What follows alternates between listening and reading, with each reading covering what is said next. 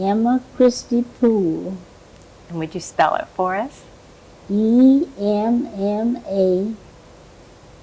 spell the whole thing? CHRISTIE POOLE. Thank you. And when were you born and where?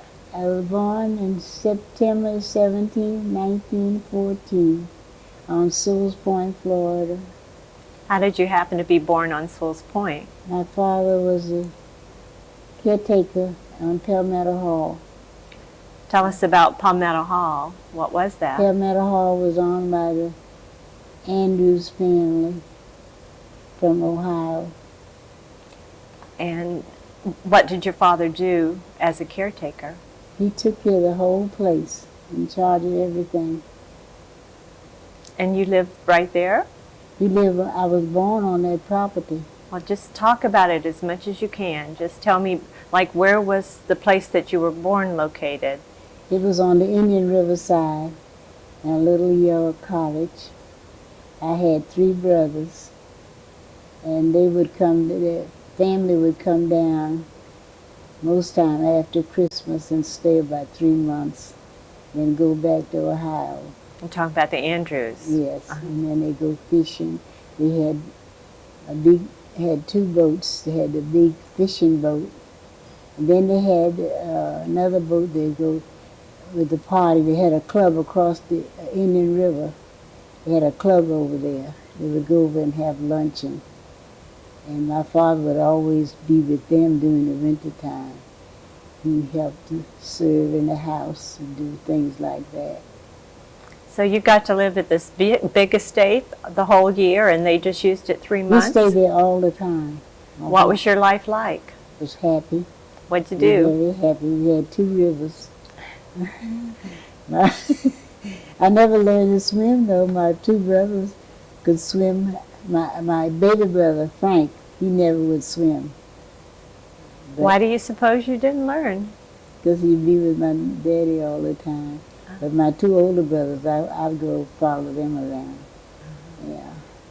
So where did you go to school? Well, during that time, we didn't have school like they did, regular time. In the winter time, the people in Jensen, their children had to go across the river to pick beans. So they didn't have any school. We didn't have school until the bean season was over. And Papa would take us up there in the morning to school.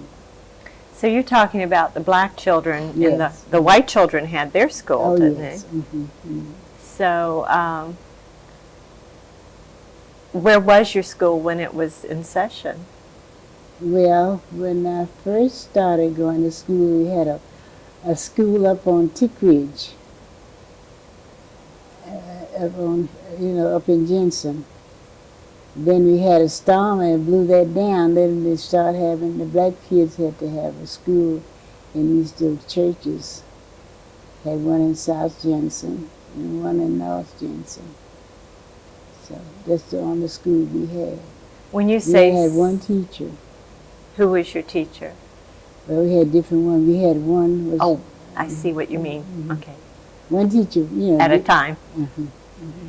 And can you remember some of them? Yes. One was, her name was Ruth Lieber. And we'd always, every holiday, we'd have a program. Every holiday, we'd have some program and invite the parents to come out. And the children would sing and read poems and do things like that.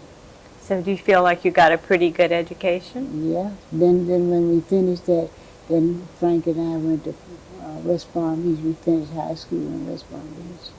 Okay, and talk up a little bit. I went to West high school in West Palm Beach, Florida. So what was the high school's name in West Palm? Industrial High School. Did you have to live in West Palm? Mm-hmm. We had some relatives down there. We stayed there. So there was no school for the black children in Martin County? Fred, my 2 older brothers went away to school. They were in Virginia. They went to Virginia. So did your parents feel angry that there wasn't a place to send their school? No, they didn't. No. So because there wasn't any other children going. my father was born in Great Exuma. He came when he was a young boy, and my mother came from Eleuthera, and they got married right here in Florida, and my mother came here to her brother John P. Mackey. He lived in Salerno. In Salerno. Uh-huh. So. Do you remember Emma Jackson? Yes. Emma Jackson was his daughter. That was my first cousin. Okay, you're so many relatives. Mm-hmm. So you had kind of the English background, and tell me about your church. How did you have a church? The church, the St. Monica's Episcopal Church, was started right in my mother's living room. She always loved her church so, and she knew the service. She could carry the service on just like a priest, and she used to teach us when there wasn't a priest. And so finally, some of the other young men from the Bahamas would come and she would have service, and some of them who wasn't confirmed, she would train them, and then they would take them to West Palm Beach and have them confirmed down there at St. Patrick's. And then the priests start coming up here once a month and have the service right here. And finally, then Mother had a cousin from Miami. He came and he was a lay reader. And he became a deacon, and then they started the church. That's how St. Monica started. What was his name, the cousin's name? Melvin Finley. Melvin? Remember Catherine Finley? I do remember. Catherine Finley was his daughter. Right. Mm-hmm. So that was a cousin of your mother's. Mm-hmm. So your cousin too. Mm-hmm. So this was right in Palmetto Hall that they had No, the early. No, this later. Mm-hmm. No, I know that part was later, but when they had the first services. Yeah. Always started a service having, and then there was a place next door to Palmetto Hall, the Twitchell place, and they had a big packing house upstairs. Nobody was up there. And they allowed them to have a service there. They used to have it on Sundays. Yeah. And Mother had a nephew. He used to act as a lay reader. What was his name? His name was Charles Curry. But he later went to Miami. So you'd have a little altar and chairs up there in the packing house? Yes, he had everything. Can you remember any of that, or was that before you were old enough to remember? You know, I remember as a child, not as a grown-up. Uh-huh. I could remember, because I used to look at Frank and see his eyes moving, and I wondered, did my eyes move like that, you know? When you were in church, paying attention? Okay, Captain Willoughby, you actually knew him? Will you tell us about it? Well, this was after I was out of high school. Captain Willoughby had a maid, and she got sick. So his caretaker, Joe Miller, came up and asked me would I come down there and help them out. So I did. I went down there, and Captain and I got really good friends because he was so funny. He had ashes, a pile of ashes in the fireplace. He didn't allow you to take the ashes out of the fireplace. You had to steal it out, a little bit out of it, so he couldn't see you. And then he got so, he'd take a little bit in the morning, and then he used to make a Welsh rabbit right at the table. He had a little stove, you know. And then when he had his soup, he didn't want you to take, they tell you how you take the soup bowl away. He didn't want you to leave all his stuff until he finished eating.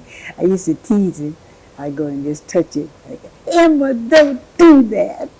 So he and I got to be good friends. So he was a widower at that time? Nope. Where was his wife? She was there. Well, her eyes were real bad. And her son, you know, Mr. Hugh, he was a playboy. And they used to send all their bills to her. And her eyes were so bad, she couldn't read her. I used to have to read for her. And Captain wanted to know what I was reading, but I won't tell him.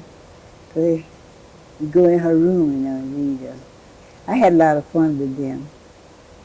When if the telephone rang and a message, now they had a step you had to go down, and you sitting there. But still, he want me to write it down. Don't just like you tell me the message. Don't tell him. Write it down. Write it down. So the telephone call, and you'd have to put the message down in writing. Sometimes he decided he wanted to go outside and get under his tent. Put up a tent like outdoors. He was a great outdoorsman. He was a big man. And then one day he had a nurse all the time. So Miss Garvey was out. He wanted me to let him stand up, and Miss Williams said, "Oh no, Hugh, no," because I couldn't handle him. Because his shoes were brand new, just because he had to put his shoes on and everything, though he couldn't walk in them. He had broken his hip, and I used to tease him a lot. Did he tell you stories? Yes, he used to about his shoes. He said the doctor that took care of those quintuplets was his classmate. And one day he came there, that doctor, and he had a lot of steps to go up this he called his lookout house. I went up on that thing one day, all those steps. And when it was time to come down, I was scared. Oh. So he said, the doctor said, his secretary had to teach him how to get up there. He wanted to go up there himself, Captain Willoughby. And he told us that doctor was his classmate. Mm-hmm. He's a very famous I saw person. Him, the doctor. Mm-hmm. You told me about another very famous person you saw up in Princeton. Who is that? Oh, Dr. Einstein. How did you happen to see him? Well, I was coming down Springdale Road, and here he comes with his house slippers on, and like a little necktie down his waist, walking. That's all. He didn't have on a hat. Did he look like his pictures? Yeah, just like his house was right on Springdale, on Mercer Street. Close to where you were. Gray's house. Mm-hmm. So you've seen some famous people. Mm-hmm. So let's get back to what it was like to grow up on Sewell's Point and other families, both white and black, that you remember. Yeah. And I'll tell you another thing we used to do with Captain Willoughby. He had a little car. He had a pretty horn. He'd go, ton, ton, ton, ton, ton. And we'd run out in the road so he'd see us, He took that. Mother didn't know that. So you'd run in the road so he'd blow that musical horn. Yeah. What other things would you do for fun? Climb the trees and go fishing. And I'd jump off the dock one day on a nail. On a nail? And didn't want Mother to know it. Did you go to the doctor? She took care of it. Mother did a lot of home remedies. Now, who you said you wanted me to tell you about?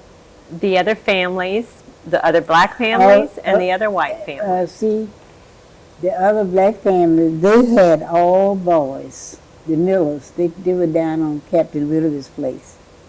And they had 9 boys or something like that.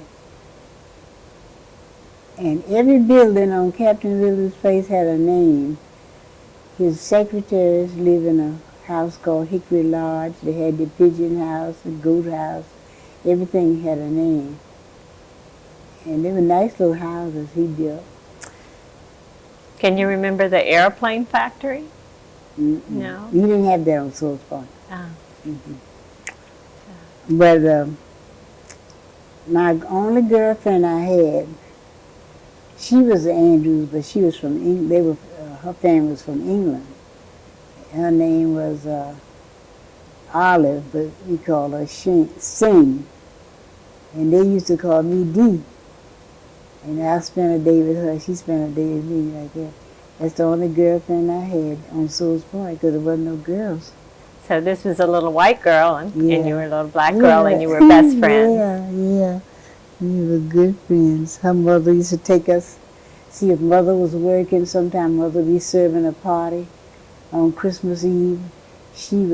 Her mother would take Frank and I over to see the Christmas lights and stuff in Stewart because mother would get home too late. So how would you get to Stewart from Sewell's Point? We had to go all the way up to, we call it Wheels Hill, then turn around and come back down. There wasn't any bridges there then. And Miss Andrews used to make peanut butter herself. She used to make the best peanut butter sandwiches, and we'd go on down on the dock in the summertime and carry our little skillet. If we catch any fish, we'd cook it right down on the beach. We used to have a lot of fun.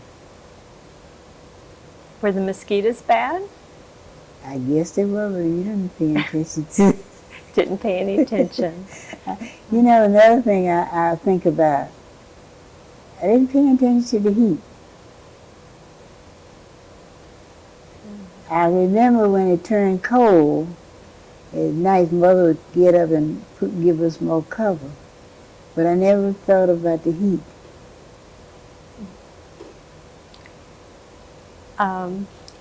The Miller family, do you know any of those Millers now that worked for Captain Willoughby? Do you know, it's only one of those boys left. And he's here in Stewart? He's in Palm Beach. Palm Beach. The one of them died last spring. So Rogers Mm-hmm. has gone. Mm-hmm. I didn't know that. Mm-hmm. So as far as plants, can you remember different kinds of plants and berries that you would eat, or Yes. fruit? We used to eat those palmetto berries. You would eat the palmetto berries? Eat sea grape. And eat those oysters off the river. They said a year round, no, eat them. We used to eat them. Go down the river bank and just crack them and eat them right out there in the water. Really? Mm-hmm. Raw? Yep. You would just go down to the Indian River Mm-hmm. Down in St. Lucie. on the St. Okay, they were all growing on the St. Lucie side, Mm-hmm. near the inlet, We I had a guess. lot of them. And you lived in different houses in Sewell's Point. The one at the tip, whose house was that?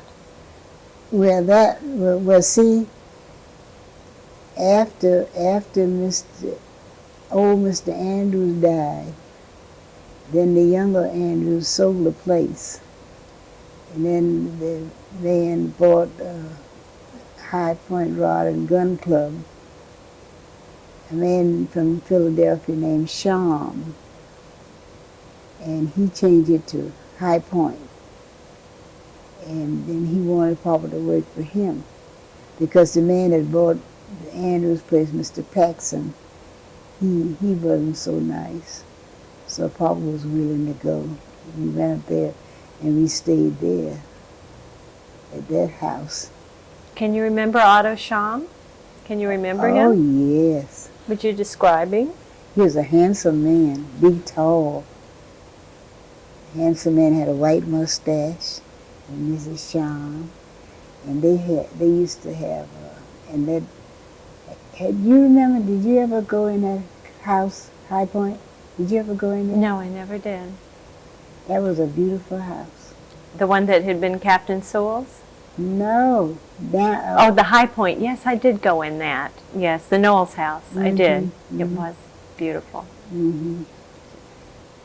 And then they used to have, he had a boat, and Papa used to take him out on that boat. Papa did that run, took that boat out himself.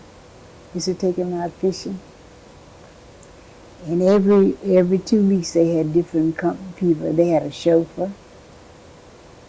And that was a big house. Did you know that Mr. Sham had connections with the Jupiter Island people too? But he used to go to Jupiter Island before he came to Sewell's Point. That's right. He had a son named Fletcher. Did he? So, That's why his business was Fletcher Works in Philadelphia. do you know what kind of business it was? I can't remember. No. They used to carry Frank with them when they go to play golf. He used to have Frank sitting on his lap. Where would they play golf? Over this golf in By the I Sunrise think I'm Inn? in Fort Sewell, I say over there. By Sunrise Inn? That one? So, will you tell me about your family, the brothers and sisters, names, and just Oh, my oldest brother's name is Willie Jr., Willie Christie Jr., and my second brother, he's gone now. He passed away. His name is Fred Christie. And then you know Frank Andrews, Mr.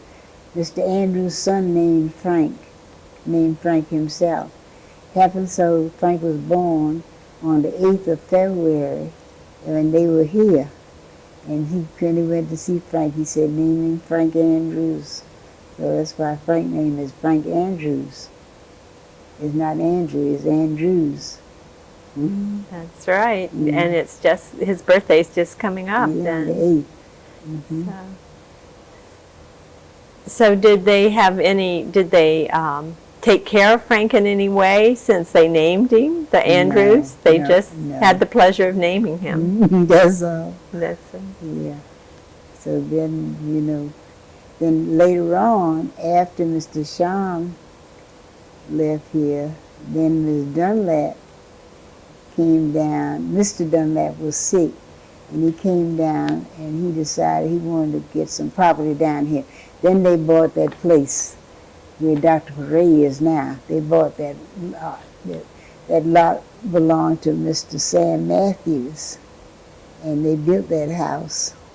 That house was built in 1932.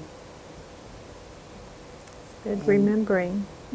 Now, you all never owned property on Sewell's Point then? No, Ms. Dunlap wanted to give Papa that lot across on the Indian River side, but they wouldn't allow it. Oh, the people wouldn't allow it, even though she wanted to give it to him. Yeah. So where did your family buy property? In Jensen. And will you describe where you live and what it's called? On East Savannah Road, Northeast Savannah Road. Okay, what's it like there? Is the land like Sewell's Point land or different? Describe it. Well, my mother never liked it there. She never liked it. She always said she was going back to Sewell's Point. She never, she was getting senile. She never liked it. But it's a nice breeze up there. It's a nice, quiet place. Will you tell me about the community, how far it goes back? Do you know? You mean Jensen? Yeah, Tick Ridge, where you live. Well, as far as I know, Violet always said it, what you call it? Westfield. And there was a family that came there during the pineapple time. They were, I forgot their name. The Duvals were up there. Duvals, yeah. And that name Westfield? Westfield? That was Violet Taylor's grandparents? And they owned a lot of property up there, didn't they? And then, when the Goodbreads came, they came, I think they came by boat, but they came down, and first they lived in Sewell's Point before they went to Jensen, the Goodbreads. And you know who else lived on Sewell's Point before they went to Stewart? Who is that? The Greens. You found out that. Right. So a lot of our Well, pioneer... excuse me, but the thing about it, that part wasn't always Sewell's Point. When I was born, Sewell's Point only went as far as where you are. And what was it called? From when it went back, it was Waveland. Waveland. Mm-hmm. And Frank could remember the Bakers. Can you remember the Bakers? Bakers? I remember.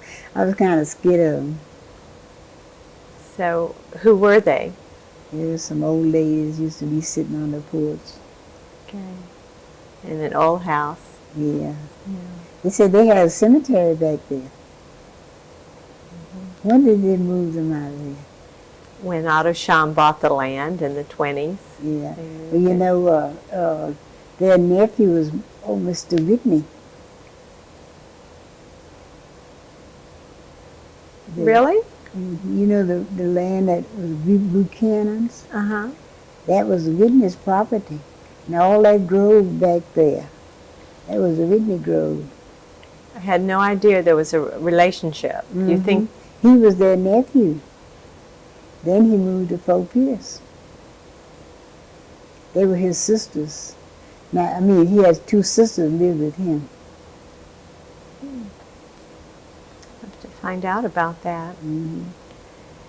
So, of your friends on Sewell's Point, you got a pretty good education, and Frank got a fine education. How did you manage to? Yeah. I just had went to high school, but I didn't go no further. But It's okay, just keep on going. when he went into service, you see, when he got into service, he was so good with motors. Then they sent him to Fort Sill to complete the mechanical thing. He finished whatever he was supposed to do. He finished it. He was supposed to, I forgot how long it was supposed to take, but he finished it in a short time. And when he finished, when he came out of service, he was in charge of his motor pool. He crossed the Rhine River with was it Patton? Mm-hmm. With Patton. Mm-hmm. Yeah. Did you all feel like you were, maybe smarter than the other kids, or were you just run-of-the-mill kids? Never. People used to say that. They used to say the girls used to say that my mother thought I was better than the rest, but I never felt that way. She never told me that. She never said that, but I tell you what she would do. She didn't want, if a girl was lots older than I was and came to visit me, she would tell them. I used to feel so bad. She said, now listen, my girl is a little girl. She didn't want them to corrupt you? I used to feel so embarrassed. Your mother must have trained you to be like a ladylike child. How did she go about doing that? Well, I don't know. She just was things like that. My mother, a lot of the young men used to hang around and, work with my father. And they all, I guess, took her more like a mother. They used to call her mother the lawyer. They always confide in her.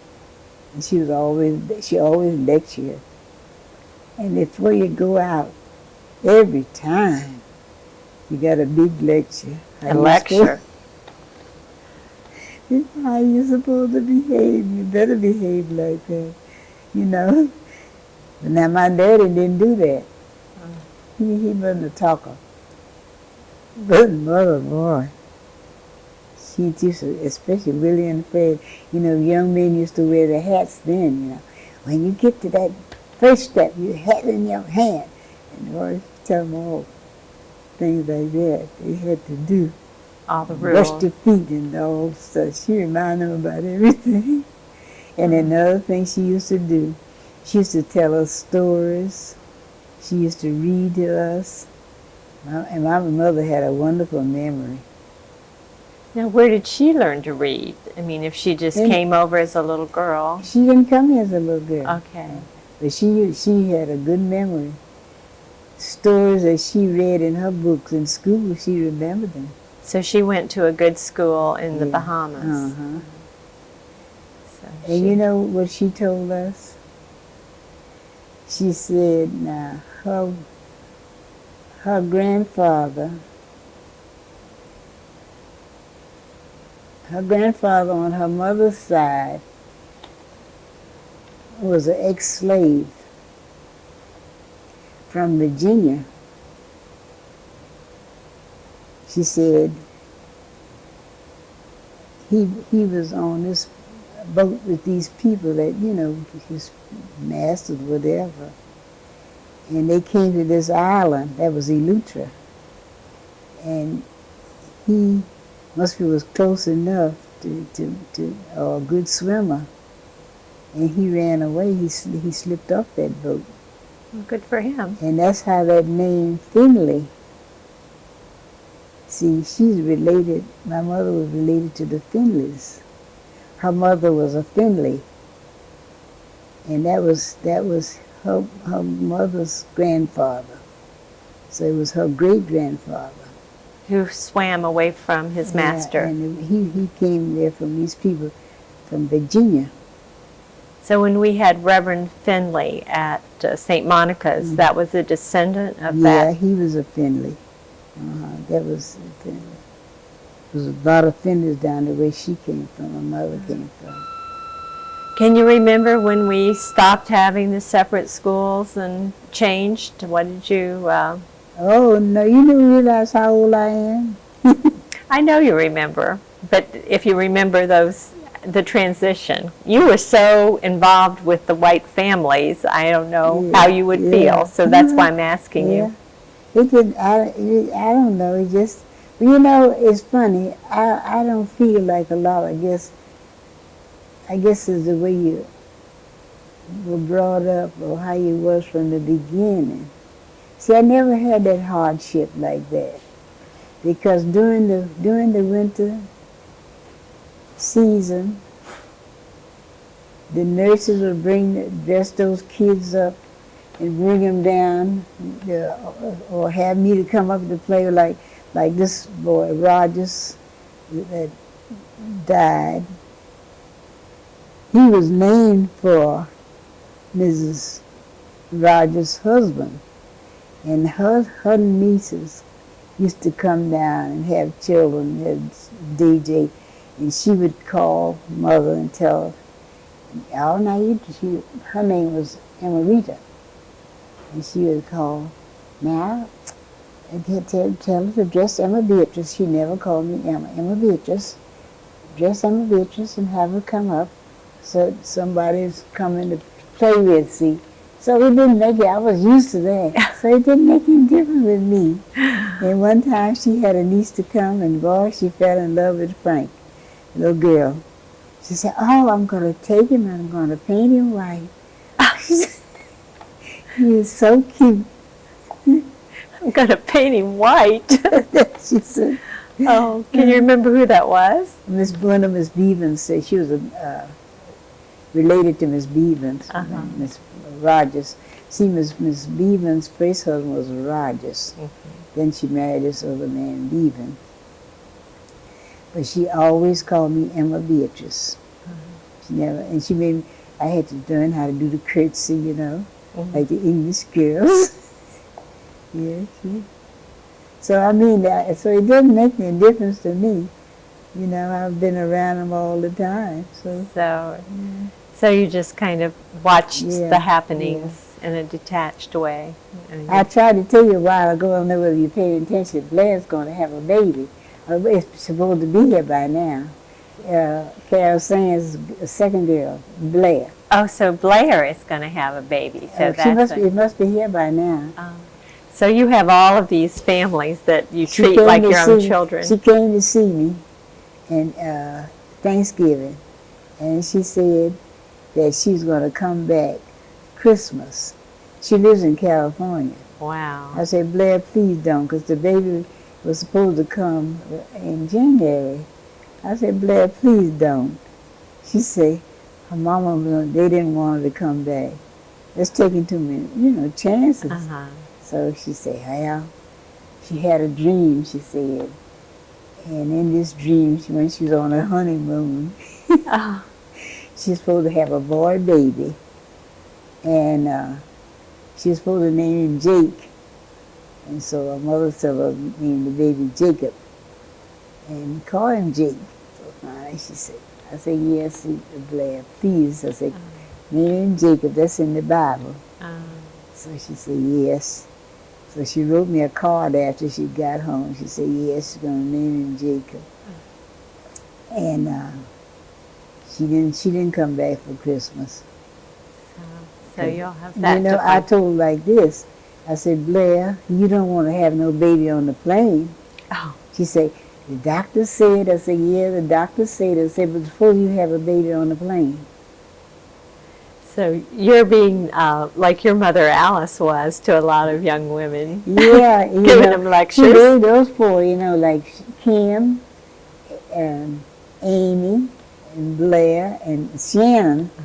They were my lumps. They could call themselves my little lumps.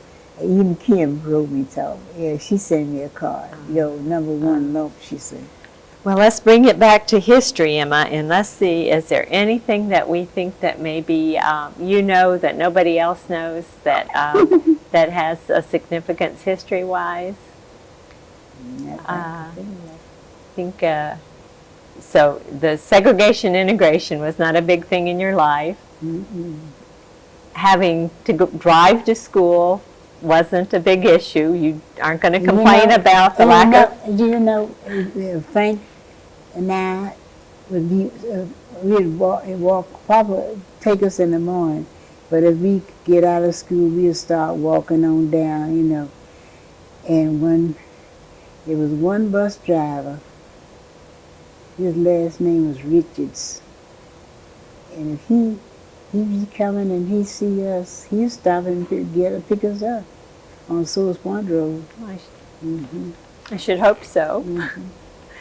So, okay, well, do mention the fact that the mayor of Stewart was from your family. Can you explain that? That's my father's brother's son, James. And his father had the same background that you had. He was my father's baby brother. So that's quite an interesting accomplishment. Well, it's such a negative, a funny conversation, isn't it? Rambling on. Yeah, but then they can get little pieces of it, Emma, maybe, so we can, stop it. And someday we may be glad that we have a statement about Captain Willoughby. Captain Willoughby was so nice. A lot of people didn't think he was nice. But if he used to have them to take him in the rowboat. And if you see, he'll sit where you are.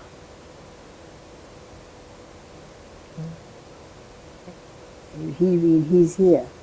But you have to go by his hand. You can't turn your head.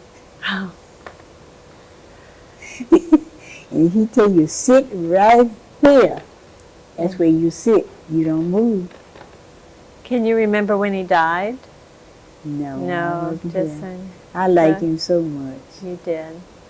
He and I got to be real good buddies. He used to say, Emma, Emma, Emma, Emma, Emma, Emma. Do you think he'd be happy that they have a fancy subdivision named after him? I think he would.